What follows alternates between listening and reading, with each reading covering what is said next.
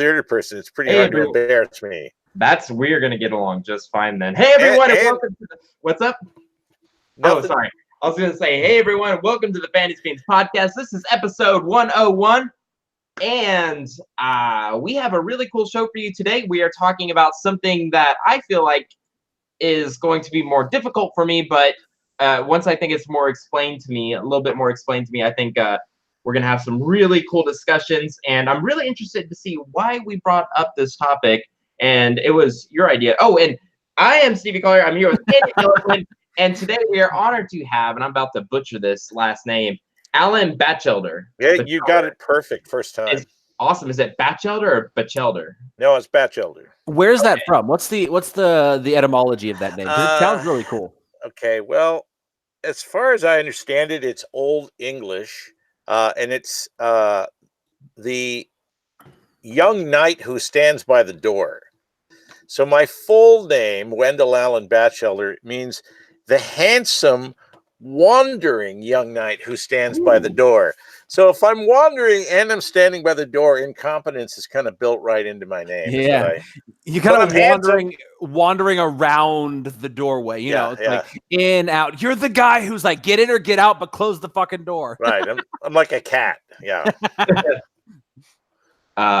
So, Allan, we usually start out the podcast with something cool that happened to us this week. I have something not cool, but really weird to talk about. And I actually have a cool announcement. It's in my personal life that I'm going to be doing. So we usually talk, it could be anything book related. Please don't step on my keyboard. I'm talking to my crazy cat. I was going to say he was talking to his girlfriend. Yeah, don't get on my keyboard, all right? Sexy time doesn't start for another 30 minutes. 30? That's midway through the podcast, Stevie.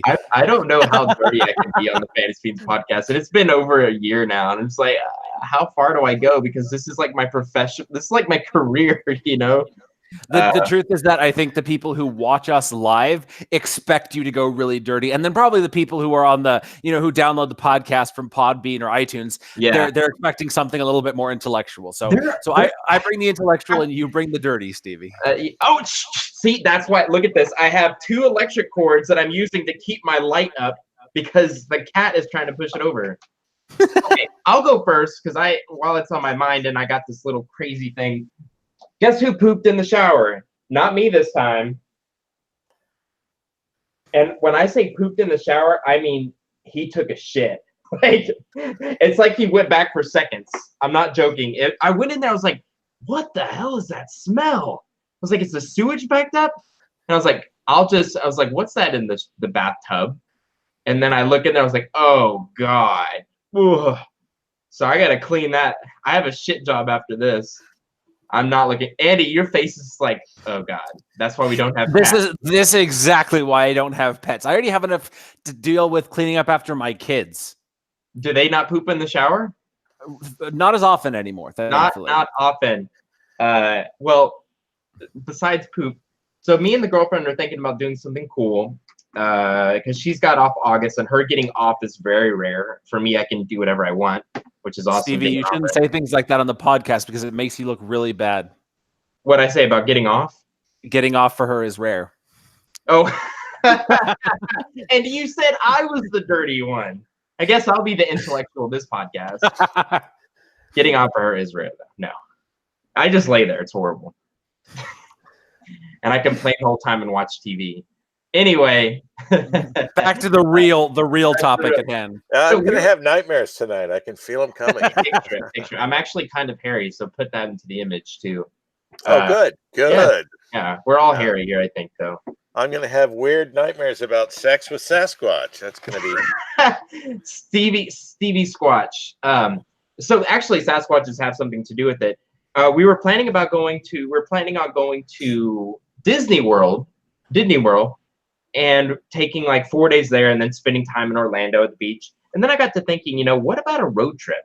What about an awesome road trip of the occult? So we are doing Lisa's and Stevie's extraterrestrial road trip of the occult. So we are going to Roswell, and then we're going straight from Roswell to Utah, which is where the new fantasy park is open. It's called Evermore Park, EverMore.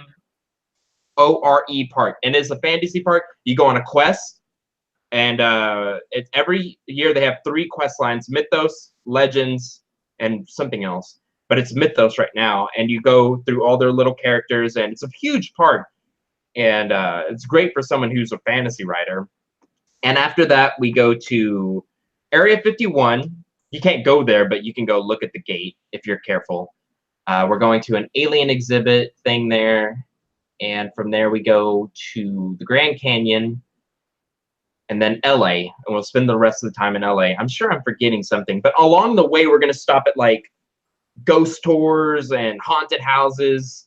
Because I like that kind of stuff. I won't spend the night there. My mom, y'all know Lizzie Borden? Yes. Yep. My mom stayed in that house. That's how big my mom's balls are. She forced my dad to stay there. What you should do while you're in LA is go to Long Beach and tour the Queen Mary and take one of the ghost tours. Oh, you know what? I actually stayed in the car whenever because I moved out there when I was 15, and I stayed in the car while my mom went and did it by herself. I was too scared. And she said it was actually very creepy, very creepy. The hallways are dirty. It's like the red rum hallways or whatever, the twins. You think one's going to be at the end, you know? But have you been there? Have you done that? I didn't do the ghost tours. I did do a tour of the Queen Mary itself. Was it creepy? No, it was pretty cool. Actually, you get to see the super long hallways. But what's cool about the hallways is that they're kind of like bowed like this. So you can it actually looks like people are disappearing because from the wrong angle, it's literally you can't see them anymore. It's that much bowed? Yeah. Holy crap, man. That's kind of weird walking downhill and uphill in a hallway. Well, it's so slight, the incline, that you barely notice it. But then if you look into the distance, because it's a big long cruise ship, you can actually see, sort of not flat Earth kind of thing. Right. You can see the curvature, and it looks really cool. And that's there's a reason that so many people have talked about ghosts there and stuff like that. But I didn't do the ghost tours after dark. Speaking of ghost stuff, and this is not ghost stuff. This is very real. Have you guys heard of the Death Museum? Museum in Los Angeles. Nope. Well, I think it should be illegal. Just how bad it is. They have severed heads, blood napkins, like real murdered napkins shit, and they have this huge wall. I mean, it's massive. With every picture shows a dead body that was murdered or hit by a car. They have the longest colon, which a guy was split in half when he was hit by a car, and it was like 20 feet that this guy, his colon got stretched out. And my mom, my dad, and my brother all went and they're like, "Oh, we had a great time. Have you ever heard of the Black Dahlia?" And I was like, "No." And then my brother puts it on my phone as the wallpaper. I about pooped my pants. That is the worst thing I've ever seen because she was torn apart, and they never found the killer. So I refuse to do that. I can't. That's too real. Ghost stuff, yeah, it's not that big of a deal. Black Dahlia, what is that? The Dalai Lama. I called him the Dalai Lama the other day. It's like, the Dalai Lama, he was like chopped up and shit. It's like, like some kind of sin or something. Yeah, that's a mashup, the Black Dahlia Lama. I think I actually called her the Black Dahlia. Anyway, so that is something cool that I'm doing. If you have, wow, we have so much in chat right now. Make Stevie go. There's no way in hell. Yeah, the Black Dahlia is freaky, Rebecca. If you have any suggestions, please put it in the chat because we're going from New Mexico, a little bit of Arizona, up to Utah, through Colorado, Las Vegas, or Nevada, and Los Angeles, and Grand Canyon. If you have any ideas of what I should do, please let me know because I will be documenting it. So that's my cool news. Nothing set in stone, but I don't know. I thought it was cool. Something interesting. Very cool. Alan, what about you? What's something cool that's happened to you in the last week or two? Beat that, Alan.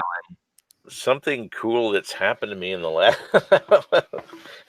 Well, I mean, I'm a teacher for my day job, and we're just counting the days, counting the days until freedom.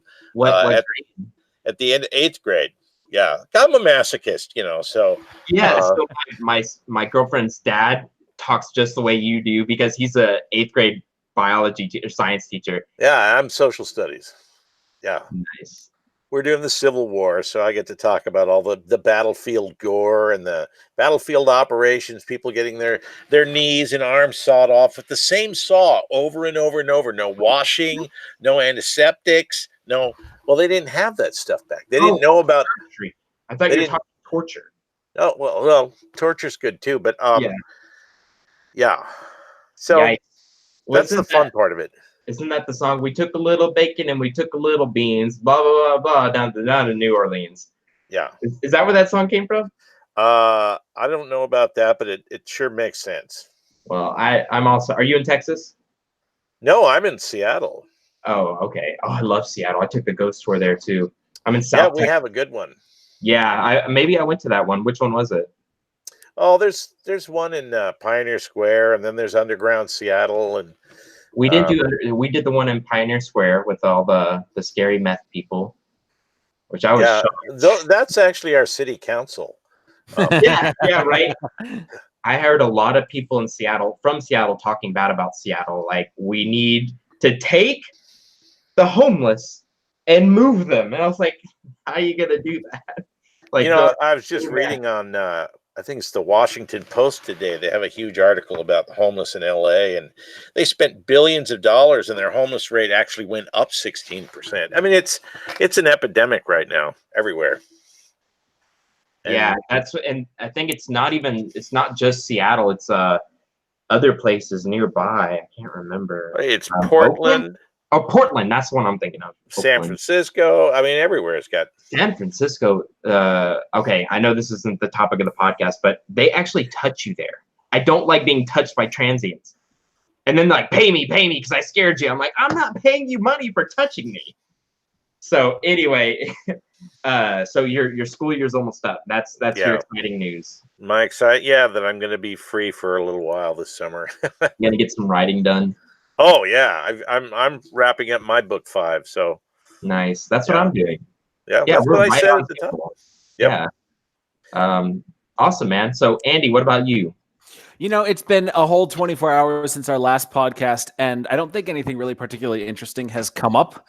But work on the 4th and final book of the Silent Champions is proceeding apace, and it's going interesting places as always, looking like it's going to grow out of proportion, at least 200,000 words easy. But I'm happy with how it's coming out. So let's call that my cool thing. Cool, man. Yeah, I'm so tired of seeing your mug. Yeah, I'm sure. Something I never thought I would hear Stevie say. I'm not paying for you to touch me. Not paying you. God, I love everyone's idea of me, and then you meet me in person. It's like, okay, yeah, he is like that still. It's very sad. It's like there's no acting. Of course, I'm a little drained after this because I get a little hyper for my coffee. But anyway, I just had some caffeine, actually. I went to the dentist today. That was living hell. But the dentist came. He's like, so what's the fucking problem? I was like, whoa. And I was like, that took me off guard. He's like, yeah, well, I heard you in here talking about erotica. I just thought you were cool. I was like, I was in here talking about erotica. So he was cool. We ended up watching some Big Mouths while he drilled into my teeth. Nice. So, yeah, he was a cool dentist. So anyway, today we are talking about memory and our sense of self. Who came up with this idea? It was Allan's idea. Yeah. What made you think of that? I was drunk. Nice. It's a big part. It's a theme throughout all of my books in the series. I'm just intrigued by it, what we remember, what we misremember. I'm at that age now where that old cliche, I can tell the kids, I've forgotten more than you've ever learned, and sometimes how memories kind of bubble up out of nowhere. You're like, where the hell did that come from? And is that true, or am I just making this up with my imagination? So plays a huge role in my writing anyway. And I thought it would be interesting to talk about. Yeah, I like that because who we are is really an amalgamation of who we've been throughout our entire lives. And it's all based on our memories of the things we've done, and of course there's the unconscious and subconscious developments that we've made over the course of our lives. But we have this perception of ourselves as being a certain way, and then someone else remembers us a totally different way. As an example, when I was 12, I broke my right arm.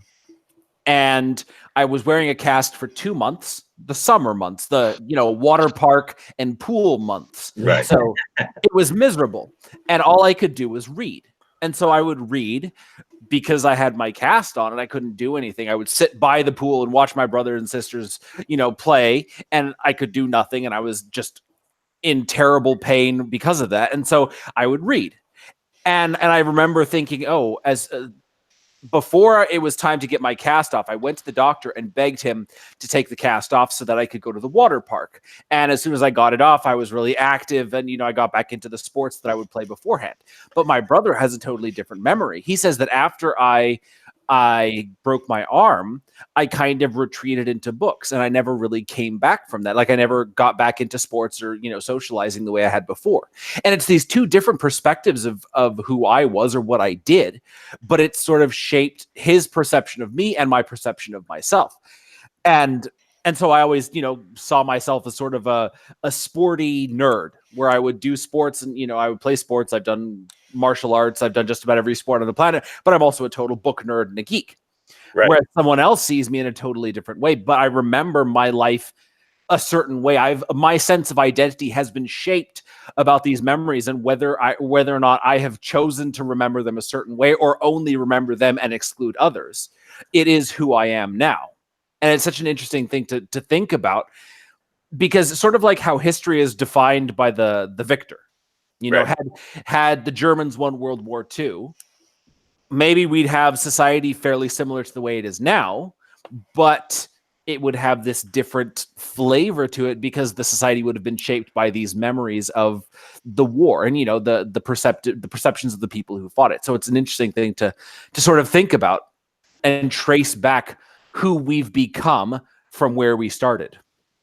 Yeah. Well, we were talking about that today in terms of the Civil War, and once it was over, the South had to live with that sort of stigma of having lost the war.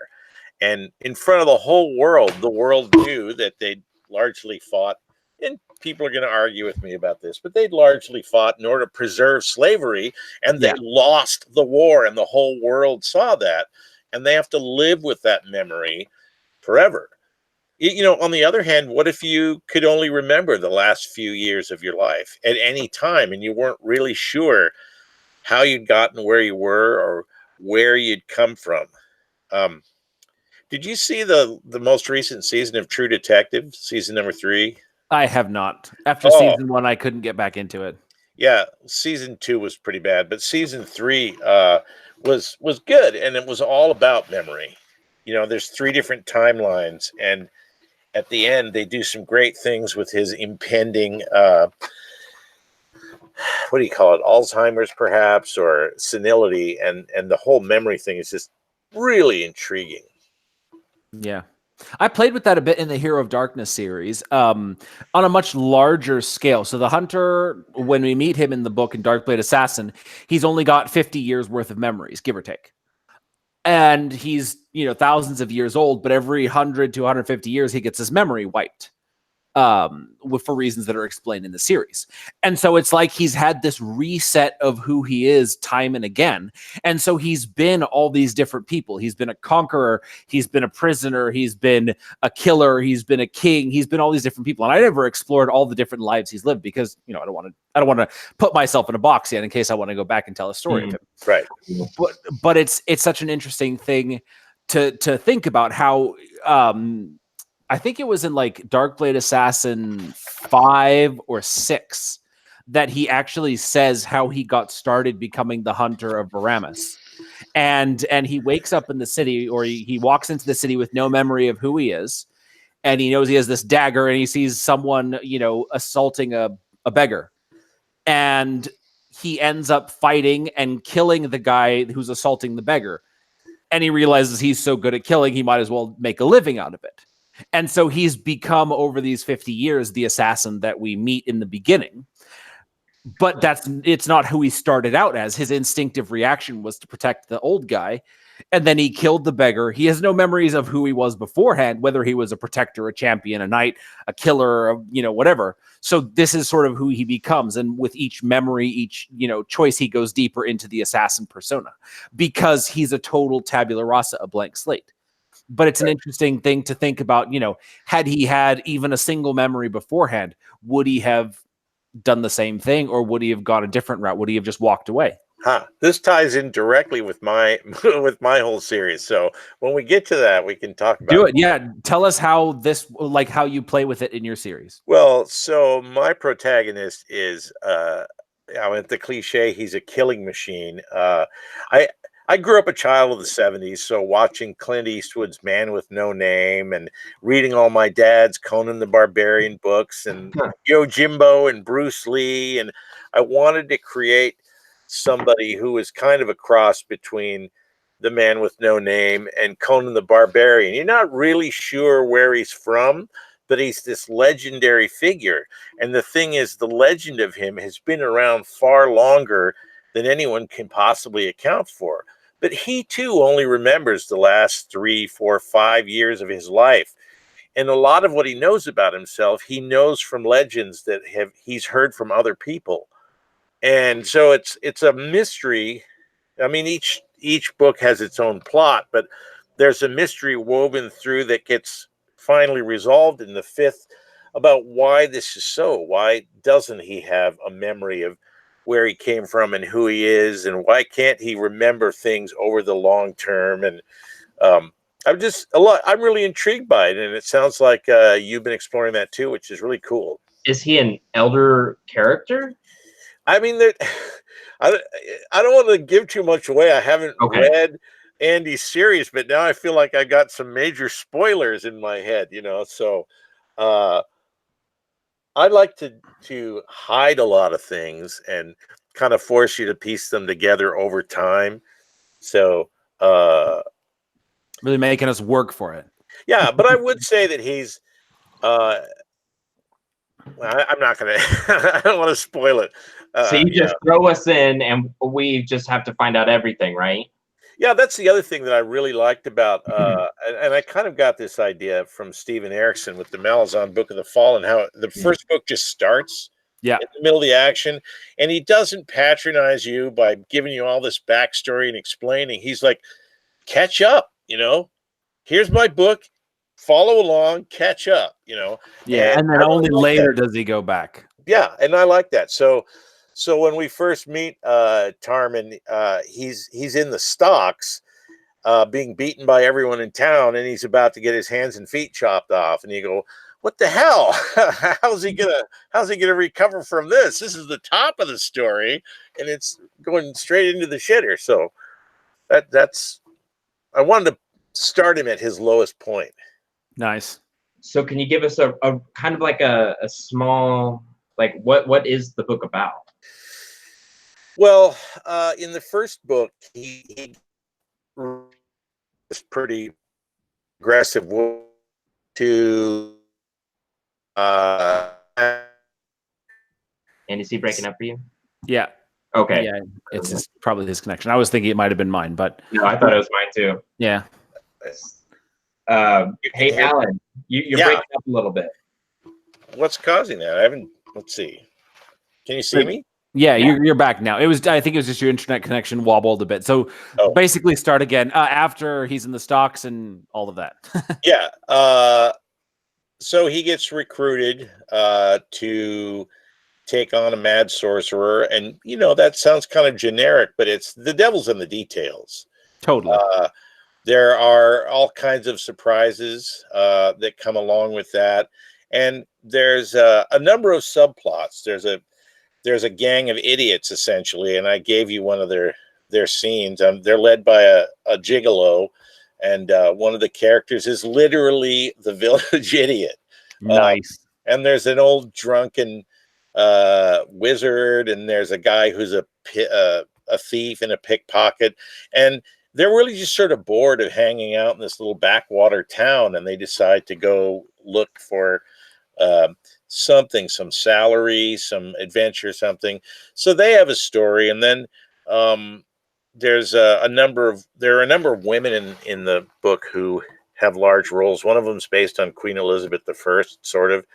So she's this really old queen. She's called the Virgin Queen, like Elizabeth I, and she's in charge of the whole kingdom. And there is too many characters to name, but the story is really a lot in the relationships, although the book does culminate with a battle that goes on for hundreds of pages. As Andy was mentioning, there's just so much to talk about, so much going on. And that battle is actually based on the Battle of Agincourt between Henry V and the French army. So I used a lot of those dynamics because I'm a big fan of that play. And nice. I actually did that too. I deconstructed the Battle of Agincourt and split it in two for 2 battle scenes in Silent Champions Book 1. Oh, great. So like there's the part where the cavalry's charging and they get bogged down and then they retreat and they run into a wall of their own men and it's just chaos. And then there's the archers with the stakes that that they retreat and the enemy impales themselves on it and it slows them down enough that they've got a chance to send in the infantry. Like I basically took it blow by blow and then put bits and pieces here and there. So if for history buffs they'd probably recognize it. I didn't have the rain, but what I did was the wizards raised the water table, so the waters just start seeping out of the ground and creates this quagmire. But anyway, it's nice to have some historical underpinnings there, so because obviously we don't live in the Middle Ages. Yeah, it feels like it sometimes. Yeah. So, but Stevie, you have this idea of who you are as a person. Yes. That you've developed over the years, and you can probably trace that back to a few specific memories. Definitely. I completely agree with that. But I wonder if those memories are real, or if those memories are colored by your time and your definitely. And we do that, and I think they get more colored the more time that separates us from that memory. That's true. I'll make things funnier than what they are. Stuff like that. Something more. I'll embellish. I'm an embellisher, because I'm a storyteller. So when I'm telling a story, and then they're like, "Did that really happen?" Like, no, I was just over exaggerating. It's not that big. but I like what Andy said about your character having been all these different people, because I think the longer you live, the more different jobs and things that you've done. I mean, at one point I was a professional actor, and then I did stand-up comedy for many years. And I've been a teacher and a writer and been in commercials. And, someday I hope to be a Chippendale. But the point is, nice. Point is that and I've been a father, and you assume these different roles. And if you stay in those roles long enough, you begin to think that's who you are. Not even necessarily a part of who you are, but I am a writer or I am a father. And, visiting them all, going back, gosh, did I really do that? At one point I sang with Seattle Opera, but that was 1983. Whoa. Before you were born, Steve. Yeah. So was that really me?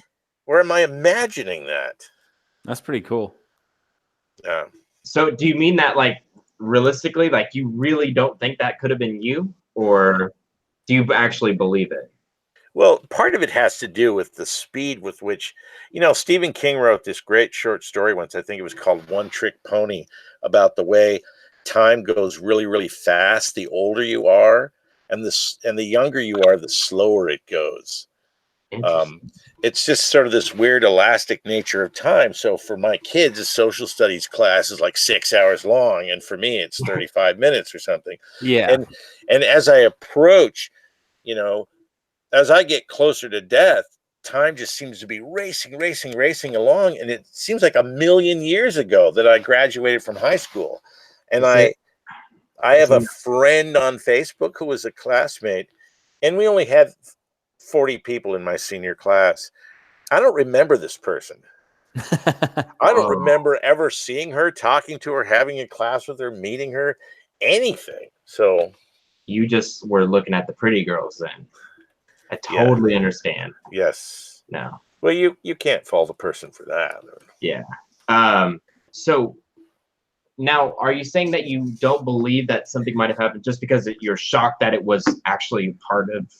I think it's more like the person he is now is so different from who he was then that it's hard to like obviously you can trace it, but it's just so foreign to this now persona. So it's just like, was I ever like that? Like, I'm sure you can look back to when you were acting or whatever you were doing before, and it's just totally different. But again, you're much younger. I'm also much younger, but I can look back to the things that I've done at different points in my life, and I think the same thing. Wow, I can't believe I ever did that, or did I really ever do that? How could I think like that or act like that when the person I am now would never do that?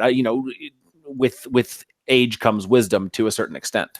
I mean, here's another example. When I was, I don't know, 27, I rode my bicycle from Seattle to Salt Lake City, which is about 1,100 miles over a whole bunch of mountain ranges. Now I get tired getting out of bed in the morning. I'm ready for a nap as soon as I stand up. And I really look back at that and go, was I ever in that good a shape? Did I really have hair? It's strange. I wonder, do you think it's because you respect your time now? Oh, at a deeper level? Oh, yeah. So I'm actually pretty lucky that I read books about being in the moment and enjoying it now rather than like, one day I'll be happy. Right. One day I'll be a millionaire. One day, right. one day, rather than just like sit back like, hey, this is great.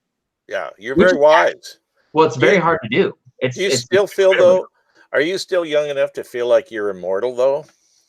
I never went through that weird fate. People said like teenagers will just run out into the middle of the street. And I was like, I never felt that way. I never felt like I was immortal. I've always been I always looked so forward to my future. I never enjoyed the now. So by the time I was 20, I had a index fund, which no one else my age had, and I would be anxious. Like I still bite my fingernails to this day, just about the future for no reason. So I don't think I ever went through the immortal phase. I think I would go through it now. Like, I know that makes no sense, but if there's any point in my life that I felt that way, it might be now. Yeah. Because I know when I was little, I never ever thought about death really as anything more than a vague abstract. But when you get to a certain age, you think about it all the time. Not necessarily in fear, but you're just aware that it's coming. There will be this reckoning at some point. Does it make you more religious? No. Really? Interesting. Because that's like the thing, right? Where you go off a cliff and you're just entering the Catholic Church every day. I've seen it happen. Yeah, sure, I've seen it happen to a lot of friends, which is not to say that I'm not spiritual. Yes. But the older I get a little more cynical about just sort of blind acceptance of things without really analyzing what's behind them. Very well said.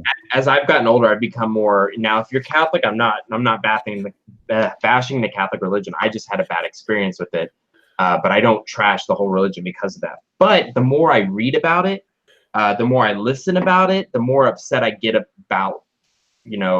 Like the other day I learned that the Catholic Church made up the devil, that they made it up so they would create an enemy for the people so they would come to church because they weren't afraid of damnation. Apparently they were more afraid of something ruining their harvest because they didn't pray enough. And that fascinated the crap out of me. And then they were like, here are our sources. The devil's only mentioned 3 or 4 times in the Bible. And it's not even the same person. I was like, oh my God. Yeah, we could do a whole show on that. Yeah, and you know what? The religion shows on here are good because Andy and I are so open-minded and we don't bash anything. We just let conversation flow. So if you ever want to come back for one, I'm totally down. Because I would say I'm like spiritual Christian, maybe a little bit Buddhist. I'm a hodgepodge. That's a good word, Andy. That's a good word. I am hodgepodge. Hodgepodge, man. That's word of the day. Remember we used to do word of the day? I do remember that. Did that really happen though? Is that just a memory that like we just anyway? I feel like you guys have the memory themes going on, especially the Hunter. I mean, you guys are perfect for this topic. I can't really think of that sort of theme in my book, except for amnesia caused by hypothermia. Which, well, I think it's something that we all explore to a certain degree in the sense of backstory. Well, okay, you write young characters. You've written 2 young characters essentially, so there's not a whole lot of backstory to them. Yes, all the characters. Well, most of the characters I've written have been either older. You know, the hunter is 40s going on 5,000, and Erevan from the Silent Champions is mid 30s. But Alana, when we first meet her in Child of the Night Guild, she still remembers, you know, her mother dying. You know, the day her father's arms and legs were broken, things like that. And that shaped who she is, her perception not only of herself but also of her past. And the same with the young characters from Heirs of Destiny. They do have a pretty strong grounding in their past, so that when they make choices, it's informed by things that they've encountered in the past. So that does definitely play a bigger role in my stories, even for the younger characters.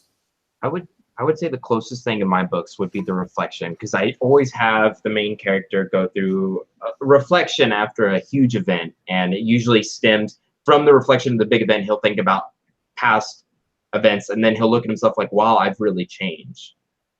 You know, that's what I would do, and I think that does go along with the topic of today. Yeah, and it's not like we're talking about monumental changes, you know, night and day things like Allan going from actor and opera singer to writer. It's the sort of changes that we make, the small changes that we make over the course of our lives. And I'm sure, Allan, you could probably track how you got from actor / opera singer to writer. You have those memories still. They're very much a part of who you are. Yep. And so all of those things, they've shaped who you are as a writer. You know, you can probably write a story about an acting, singing, traveling, slaying barbarian who cycles across the mountains far more effectively than Stevie or I ever could. You know? Yeah, that sounds like a bard, and bards always get killed. Right, especially in Nicholas Dean's book. Yeah. You could do like a Conan-esque bard. That would be different. His loot turns into a big-ass axe, you know?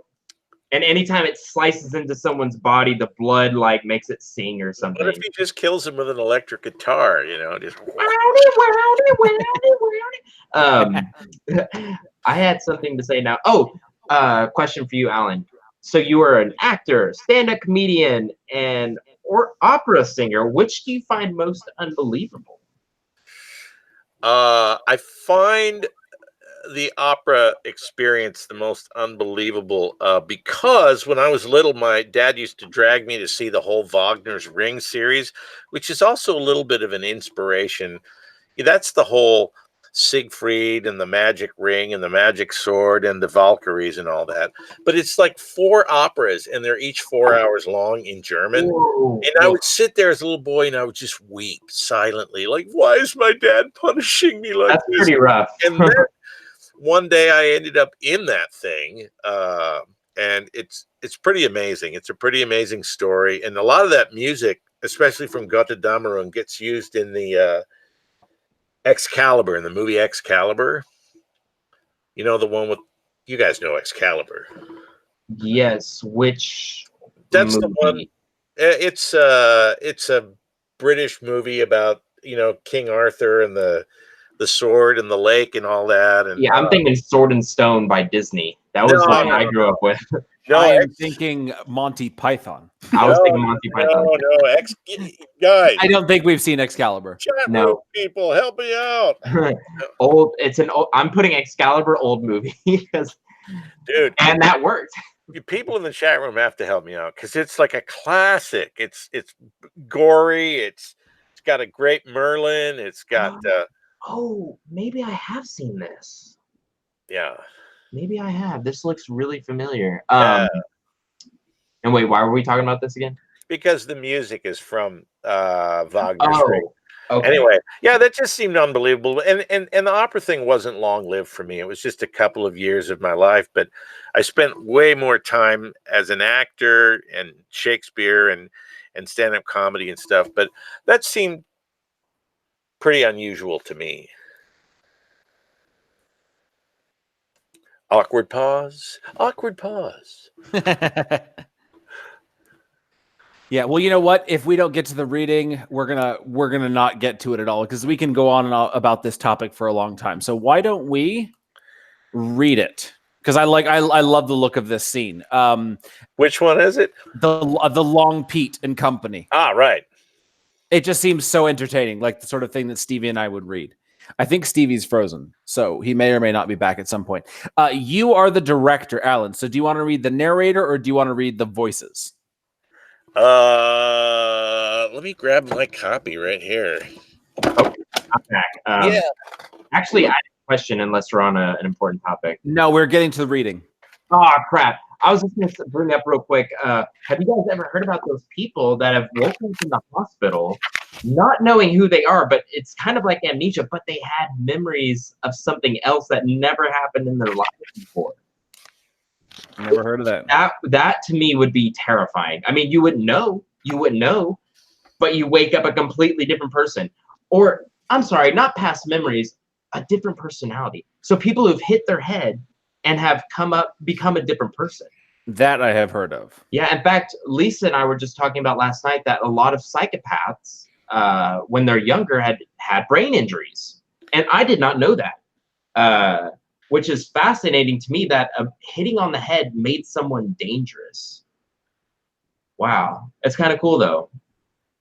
Fun fact, I guess, that, yeah, we listened to this podcast, the last podcast on the left, highly suggested. It's freaking weird. These guys, like, you think we're dark on the Fantasy Fiends podcast. These guys laugh at Alcatraz stuff. Like, it's crazy. But it's a good show. I'm sure Rebecca's maybe seen it, heard of it. If not, she needs to listen to it. Her and Rajin. But awesome. The reading today. Let me get to it. So I know we've got Long Pete, Short Pete, and Jenks. Are there any other characters? Oh, here we are. Not in this one. There are more people in that group, but they show up in the next scene, I guess. All so right. You don't have the village idiot. His name is Spurk. And you don't have the wizard whose name is Dekem. Actually, if you ever get a chance to listen to this on Audible, I've got a great British actor who does like Yorkshire, Nice. Irish, Scottish, Welsh, all these different Cockney. And it's just this musical symphony of bizarre, UK accents. That's awesome. I love how you describe things like with musical adjectives. Would you say music? What did you just say? It was, yeah, just the way you talk, you sound like a writer. I hope so. I want to hear some stand up too. I hope I don't sound like a pastry chef. Yeah. All right. So what I could do the narration, I guess. All right. Who's got more lines? Long Pete, Short Pete, or Jenks?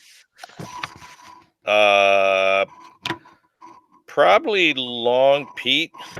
All right. So Stevie, you do Long Pete, and I'll do the other two. Long Pete's the gigolo. Yes, this is perfect. All right. So, how old is he, and does he have an accent? Because I do the best accents. He could totally have an accent. You're going to get a little description of him here. Okay. He's 40s, I guess. This says Long Pete and Company in Corners. So Corners is this small little backwater town they live in. Long Pete was a gigolo. He'd been a lousy farmer, an inept fisherman, a hopeless blacksmith's apprentice, and a middling soldier. In the dearth of men after the wars, he became very popular with the local womenfolk. Well, perhaps very popular was overdoing it. He became necessary, and that was good enough for him. That he could pleasure himself and a woman and make money at the same time was more than he had ever hoped for. Still, he couldn't escape the feeling that he ought to be doing something when he wasn't doing someone. And the other men in town weren't exactly fond of him. What he wanted, what he needed, was a higher calling, some way to earn their respect and eternal gratitude. There had once been a statue in the town square, some honorable so-and-so, but the locals had been forced to smelt it down for swords, armor, and arrowheads during the war. But they couldn't do that to the statue Long Pete hoped to have someday if it were made of marble. Ho there, Pete! Long Pete was shaken from his daydream by the voice of his too constant companion, Jenks. At his side was their friend Short Pete, wheeling himself along in his specially made cart. Short Pete, whose real name was Frayne, had lost both legs in battle, but not his sense of humor. If Long Pete was somewhat vain, the existence of a Short Pete would surely temper him. Shall we make merry this morning? I'm a bit the worse for wear after last night's celebrations, and I've work to do later. Work, is it? Work! I should be so lucky. Short Pete replied. The fact was that, while Long Pete was tall and somewhat chicken-like, and Jenks resembled nothing so much as a pig, Short Pete would have been a fine specimen indeed, if not for the lack of legs. Lucky? I traded all in a heartbeat for a title and a piece of land. Some of these women are impossibly demanding. The great Manas himself couldn't please them. Well, they do say he had two peckers. I'd rather have kept that image out of my head all day. But you couldn't work a bit of land to save yourself. I didn't say anything about working it. I just want a buffer to keep the riffraff out.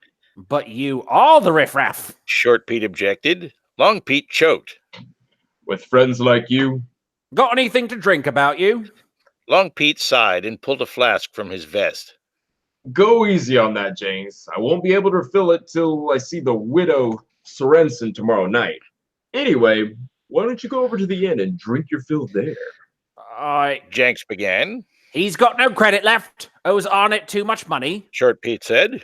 It's true, and a terrible thing it is when an honest man can't earn a decent wage. Jenks lamented. Honest men? Long Pete sneered. Where? And why should the indecent earn a decent wage? A man's got to do something for money, hasn't he? Look at you. I happen to perform a valuable service. For yourself, maybe. I doubt all them widows would miss you if you went off to war again. Long Pete was indignant. For your information, mate. Ladies. Short Pete interjected. This is boredom talking. What we need is some sort of cause, a purpose. We can't sit around here drinking and whoring forever. They're not whores. You know what I mean, Long. We don't have any goals. You want that title and piece of land, you'll have to earn it. There was a long silence, and then Jenks said, I might have an idea. Yes. I love the sound of this crew. They're like it sounds awesome, man. They're like the opposite of the Brain Trust, or they're the Brain Trust essentially. Well, and the village idiot character is literally so stupid and so mediocre that he's invisible to most people, even when he's standing right there. It's a non-magical inherent quality that he has that allows him to get into all kinds of trouble. So. That sounds like from Mystery Men. I don't know if you ever watched that old. I did, yeah. Mr. Furious. Yeah, and then there's the guy who's only invisible when no one is looking at him. That is the greatest superhero movie of all time, Steve. Yeah. You have to go watch it. Yeah. What is it? Mystery Men. Yeah. Why haven't I? That sounds familiar. Hold on. It's early 2000s or late 1990s. Yeah. Ben Stiller, Hank Azaria, William H. Macy. It's so good. I'm actually a big fan of Ben Stiller, so I'll totally watch it. I've actually remember when video stations were still around, or like video like Blockbuster. When I would walk around, I remember seeing that as a kid on the wall. Yeah, it is the greatest superhero movie of all time. Yeah, I love Mr. Furious. My favorite was the Blue Raja. Oh, yeah, and the guy who only speaks in like maxims or something. Oh yeah, the Sphinx. Yeah. Every single one of those characters is just a caricature of superheroes, and that's what makes the whole movie awesome. Yeah. We have a guy in Seattle who is a superhero, or he says he is, and he runs around in this blue rubber bodysuit. His name is Phoenix Jones. Oh, I've heard of him. Yeah, and every once in a while he'll try to stop a crime, and he'll get in a fist fight. So does he do a good job? So far he hasn't been arrested, I don't think, or injured. Yeah. He just stopped an assault. Holy crap! Yeah. Did you see that? You can look. Well, he has an awesome. Okay, he's totally stole Spawn's outfit. If you look at his eyes, I don't know if anyone here knows Spawn. Yeah, but Phoenix Jones predates Kick-Ass by a few years, so He's an original for sure. I bet he was at that opening night. Yeah. That's cool though. I'm glad there is someone out there like him, but I also someday he's gonna get knifed, Yeah, probably. And he'll probably definitely get hurt. Still though, I like the idea. Wow, he's with some very popular actors. If you look, I'm so glad you brought that up. I'm gonna watch some YouTube videos of him now. Yeah, he's a mixed martial artist, I guess. Oh, MMA. You should have been at the podcast yesterday. That's what we were talking about. It would have been great to bring up Phoenix Jones. Dude, if I saw him in Seattle, I would totally have gotten his autograph. Yeah, but I'm gonna be pissed off if his YouTube videos get more hits than mine now. Yeah. Wait, you have a YouTube? Phoenix Jones walks away with the big, Do you have your stand-up on YouTube? I don't. I still write for comedian, one particular person who's still doing it. But I got to a certain age when my son was young. I just went, too many smoky bars and stale beer and deep fried food and really late nights. I remember one gig was 11 p.m. on a Sunday night in a cowboy bar, and there were only 5 people in the room. And I was in the middle of a mud wrestling pit, and they had the lights on. And I'm trying to tell these sort of intellectual, wordy kind of, Jerry Seinfeld jokes to a group of people who only want a dick joke. So yeah, I was probably in there. Do you remember any of your material offhand or no? I do. I mean, I would say, one that I did around Easter, and I offended a lot of I'd say, Easter's really depressing for me because my dog died on Easter, which is really too bad, because if he just died on Good Friday, he would have been back by Easter. Whoa, that's why I named him Jesus after all, and then I go on and I talk, that's actually pretty good. Actually, and I did that at a Christian college, and they were laughing hysterically until I told that joke, and the rest of the night they were like totally quiet. So, oh man, that's terrible. Christian college, that sounds like a blast. Yeah, I had enough of that in high school. What's up? We done? Yeah, we need to get on with it. So, Allan, why don't you tell our viewers / listeners / subscribers / random people who pop in on YouTube where they can find you and your books? Wow. Okay. Well, my books are everywhere books are sold, but most popularly, I suppose, on Amazon. The series is called Immortal Treachery, and this is the first book, Steel, Blood, and Fire. I'm on Twitter at Tarman Vikers. I'm on Instagram, Tarman Vikers. I'm on having a Facebook page, Immortal Treachery. I have a website, immortaltreachery.com. I have a Tumblr page. I have Snapchat. I have LinkedIn. Whoa, are you serious? Wow. Yeah. Tumblr. Yeah. Tumblr. I think Tumblr's in trouble now because you can't show any boobs now. Yeah, and Pinterest. I don't have any boobs. Well, I do personally, but those are those are just for you and me, Allan. Yeah, those are moobs. I'm on Pinterest. Yeah, you got to really work the social networks. I tried TikTok for a while, but I was like the only adult on there. Oh, I want to try TikTok because it's like Vine, and I love Vine. Yeah. But get used to a lot of repetition. There's a lot of middle school girls on TikTok, and a lot of stuff from Asia that is indecipherable, but TikTok, it could be useful. I'll have to think about that because I wanted to find a one that actually has fantasy readers on.